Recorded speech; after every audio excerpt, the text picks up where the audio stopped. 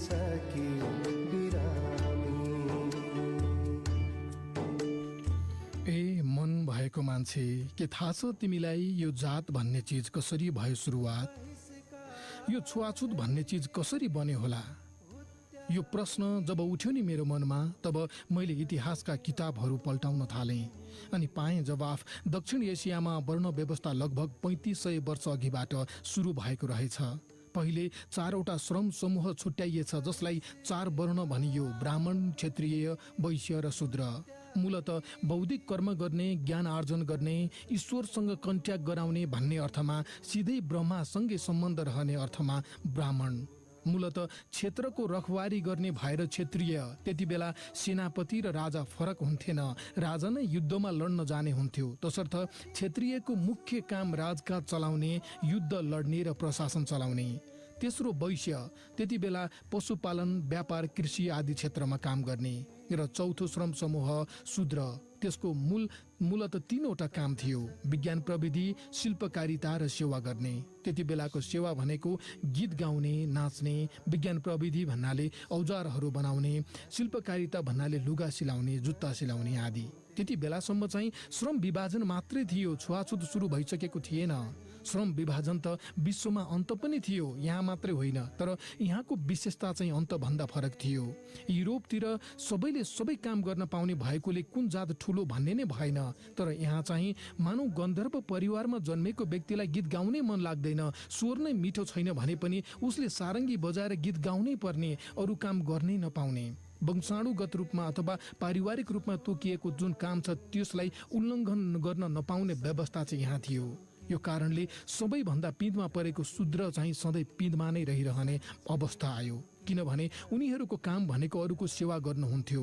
वैश्यले जस्तो व्यापार गर्न नै नपाउने, क्षत्रियले जस्तो युद्धमा लड्न, राजकाज प्रशासन चलाउन नै नपाउने, ब्राह्मणले जस्तो ज्ञान आर्जन गर्न नै नपाउने। यस्तो नियम नै बनाएर दमन गरियो। दमन त सधैँ टिक्ने कुरा भएन, त्यो त एक समयसम्म रहने, त्यसपछि विद्रोह गर्ने नै हुन्छ। यो त नियम नै हो। त्यसपछि जब विभिन्न समूहले विभिन्न ढङ्गले विद्रोह गरे, पढ्न हुन्न भन्ने कुरा लुकेर पढेर विद्रोह गरे, विद्रोह गर्ने भनेको त आखिर नियम नमान्ने भनेको न हो। जब यसरी विद्रोह गर्न थाले, त्यसपछि उनीहरूलाई 2 प्रकारको कारबाही गर्न थालियो: या त काट्ने, मार्ने, या त बहिष्कार गर्ने, अथवा त्यो ठाउँमा बस्न नदिएर ठाउँ निकाला गर्ने। त्यति बेला स्थायी जेल भन्ने थिएन। तर त्यहाँ एउटा के अवस्था भयो भने, ब्राह्मण, क्षत्रिय र वैश्यको लागि सेवाको काम गर्ने ती विद्रोहीहरूलाई मारे पनि या ठाउँ निकाला गरेर अन्तै पठाए पनि उनीहरूले गर्ने कामको अभाव त हुन्थ्यो त्यो समाजमा। फेरि त्यो काम कसले गर्छ त भन्ने त हुने नै भयो। त्यसो हुँदा उनीहरूलाई आम मानिसहरूले भोग्ने सुविधा भोग्न नदिने निधो गरियो। मार्ने पनि होइन, अर्कै ठाउँमा बहिष्करण गरेर पठाउने पनि होइन।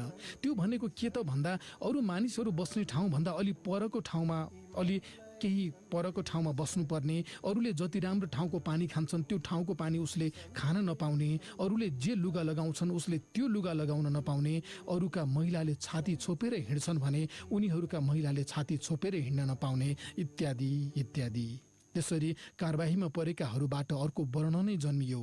त्यसलाई विष्णु पुराण जस्ता शास्त्रहरूमा पञ्चम वर्ण पनि भनिएको छ। लगातारको अभ्यासले त्यो पञ्चम वर्णले के गर्न नपाउने भन्ने चाहिँ नियम नै बन्यो। त्यसरी आएर आजभन्दा 2200 वर्ष अगाडि मनु ऋषिले मनुस्मृति भन्ने ग्रन्थ लेख्ने बेलासम्म आइपुग्दा विभिन्न नियमहरू बनाइए। राज्यको ऋण तिर्न नसकेर आफूलाई दास स्वीकार गर्नेहरूलाई पनि त्यही पञ्चम वर्णमा हालिए। राज्यबाट विभिन्न दण्ड पाएकाहरूलाई पनि त्यसमा हालिए। अन्तर्जातीय बिहे गर्नेहरूलाई पनि त्यहाँ हालियो। त्यो पञ्चम वर्णमा हुने भनेको चाहिँ दण्डित गरिएका मान्छेहरू हुने भन्ने भयो। कठिन कामहरू जति उनीहरूकै भागमा पारियो। त्यसरी उनीहरूलाई मान्छे नै असम्मानित बनाइयो। मान्छे नै असम्मानित भएपछि उनीहरूले गर्ने काम पनि स्वतः असम्मानित हुने नै भइहाल्यो। त्यो मान्छेले अर्को काम गर्न नपाउने भएपछि त्यो काम नै अपमानको विषय बन्न पुग्यो। यसरी अपमानित जीवन बाँच्ने लगातारको अभ्यासपछि त्यसमाथि छुवाछुत भेदभाव थोपरिँदै आयो। आज दक्षिण एसियामा दलित भनेर चिनिने जात समूहहरू त्यहीबाट विकसित भएका हुन्। सबै शूद्र दलित होइनन्। शूद्रभित्रका बहिष्करणमा परेका जातहरूको समूह आजसम्म आइपुग्दा दलितको रूपमा चिनिने अवस्था बनेको हो। मनलाई सन्चै छ कि बिरामी, मैले यति सुनाएपछि अब त बुझ्यो होला नि कसरी हाम्रो समाजमा छुवाछुत भेदभावको सुरुवात भएको रहेछ भनेर। यति बुझेपछि त पक्कै पनि यो गलत रहेछ भन्ने पर्यो होला नि तिम्रो मनमा। यदि सन्चै छ भने तिम्रो मनलाई अब त यो गलत कुराको विरोध गर्न तयार हुन्छ होला नि तिम्रो मन। यदि अझै तयार छैन भने तिम्रो मन पख, तिमीलाई म आहुतिले लेखेको एउटा कविता सुनाउँछु। गहुँगोरो अफ्रिका शीर्षकको कविता। कविता यस्तो छ।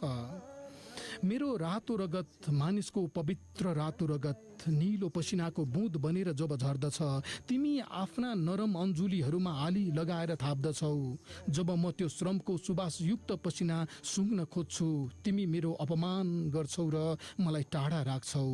आँखा जुधाउने आँट गर पुजारी, म 20औं शताब्दीको अछुत हुँ। यो गोल भूगोलको एउटा गहुँगोरो अफ्रिका हुँ। म न्याय चाहन्छु, म मुक्ति चाहन्छु। तिम्रो मन्दिरको मूर्तिमा मेरो आरणको गन्ध आउँछ।